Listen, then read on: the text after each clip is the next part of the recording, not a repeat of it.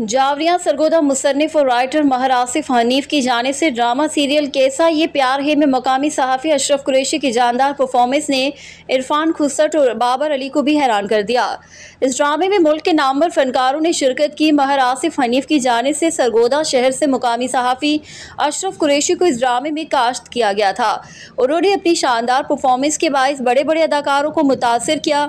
अशरफ कुरैशी ने कहा कि पाकिस्तान में टैलेंट की कमी नहीं, हमें अपनी परफॉर्मेंस का मौका इसीलिए नहीं दिया जाता कि हमारा ताल्लुक कराची या लाहौर से नहीं बल्कि सरगोदा से है।